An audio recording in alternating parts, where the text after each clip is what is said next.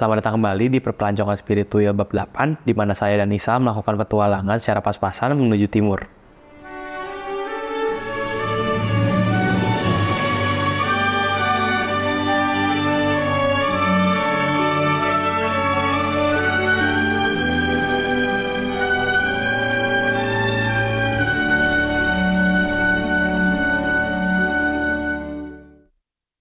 Jawa dan Bali sudah tercentang, kini saatnya kami melanjutkan ke Lombok. Saya pribadi, saya sudah 1 kali ke Lombok, tetapi saat itu saya sebagai delegasi, sehingga saya tidak dapat berpetualang mengelilingi Lombok. Kedatangan saya dan Nisa menjadi debut langkah kami untuk mencicipi pesona yang dimiliki oleh Pulau Lombok.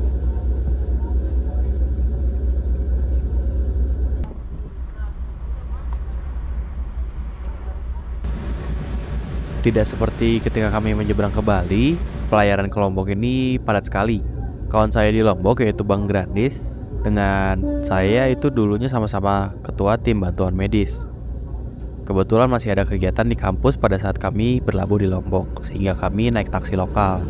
Kami lebih dulu sampai di rumah Bang Grandis. Karena Bang Grandis masih ada kegiatan, untuk operasional Bang Grandis meminjamkan kami motor. Atas tawaran tersebut, kami terima dengan sukacita.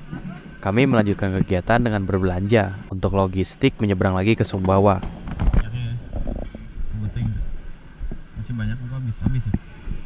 Dengan tujuan Pulau Kenawa, yang tidak jauh dari pelabuhan Pototano.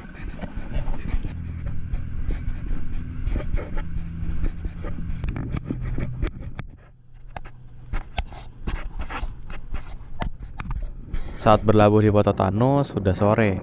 Saat keluar pelabuhan, kami disambut oleh orang yang menawarkan jasa untuk menyeberang ke Pulau Kenawa. Setelah tawar-menawar yang sengit, akhirnya kami sepakat dengan harga sekian. Karena saking spesialnya, kami tidak boleh memberitahukan harga tersebut ke orang lain. Ya sudah, kami hargai permintaan tersebut.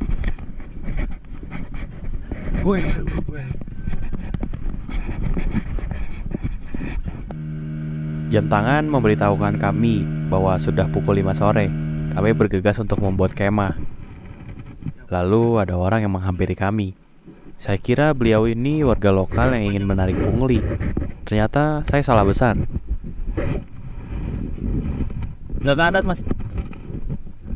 Beliau ini ternyata tetangga kemah kami yang datang untuk membantu kami membangun tenda. Dan tidak berlama-lama, kami pun berteman. Ya. Oh. Nah. Isi bensin dulu, isi bensin. Terus tarik.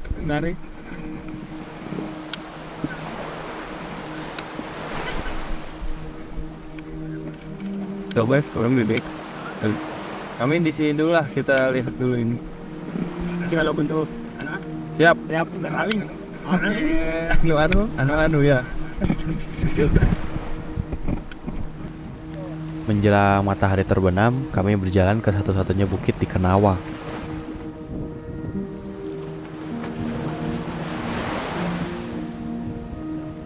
Dan kami tetap di sana hingga gelap.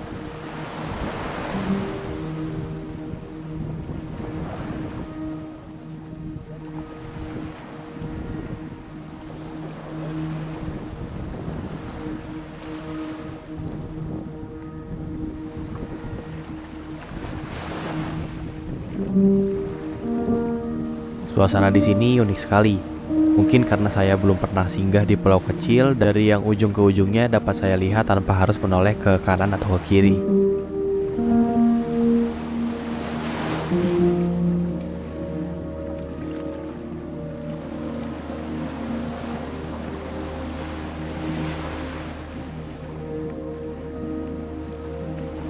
Telinga kami yang diberikan kemampuan untuk mendengarkan campuran suara debur ombak di kejauhan dan gulma yang tertiup angin, dan mata kami yang melihat Rinjani di kejauhan, riuhnya pelabuhan Pototano di malam hari, dan obrolan kami yang menghangatkan suasana. Sungguh pengalaman yang surreal bagi kami. Dua anak muda di awal 20-an yang sehari-harinya hanya melihat layar, mendengarkan suara knalpot, ataupun orang-orang yang tidak pernah berhenti bicara untuk mendengar di lingkungan kota yang semerawut. Melihat orang-orang berkompromi satu sama lain yang pada dasarnya mencari keuntungan pada lawan bicaranya dan kadang terdengar berbeda bahasa. Tidak terkoneksi. Entahlah, bagi saya semuanya terasa bohong. Semuanya punya perannya masing-masing. Ada yang menjiwai hingga dapat mempengaruhi orang lain, ada juga yang terlihat dipaksakan. Sebenarnya apa yang mereka cari? Mengapa seringkali orang bodoh yang diberikan panggung?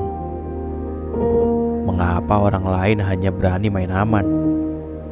Dan mengapa orang tiba-tiba jadi batu? Saya rindu di mana saya percaya bahwa sekitar saya itu merupakan orang yang asli dan yang berani untuk hidup. Di mana ketika saya melihat mereka, timbul suatu rasa kekaguman. Sedikit ada kekhawatiran yang saya rasa terbawa arus seperti filosofi kotak mie yang sebelumnya dikemukakan oleh Bung Anton Ismail. Dan saya ini menjadi orang yang tidak saya sukai pada akhirnya.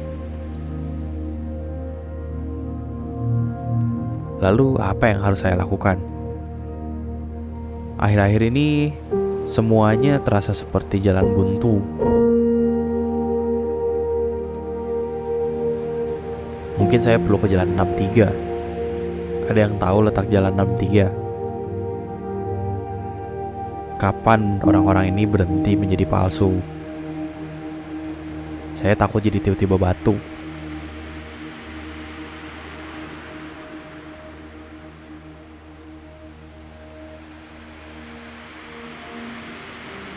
Sore semakin berat, jatuhlah senja ke dalam malam. Kami kembali turun ke kemah.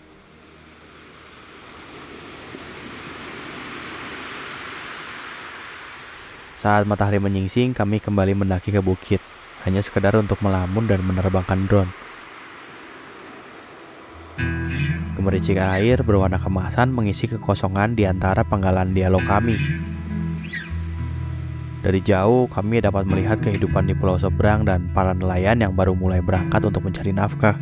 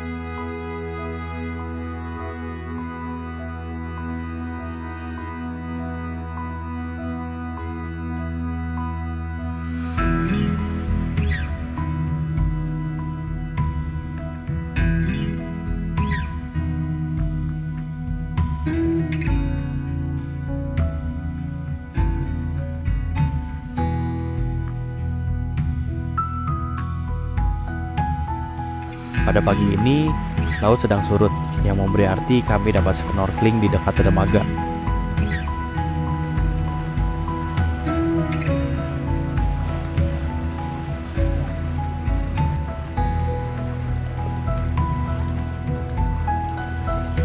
Anjay, ganteng gitu mana? Kacim lah, biar nambah.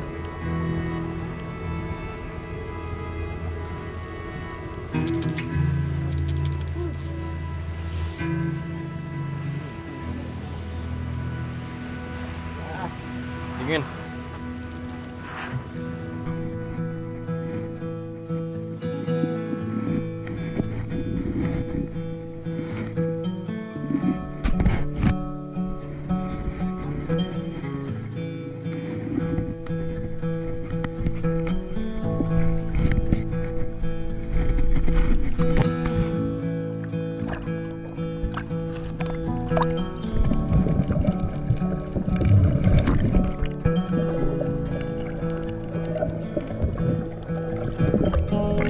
Banyak sekali ikan kecil dan terumbu karang yang beragam, bahkan ada kepiting.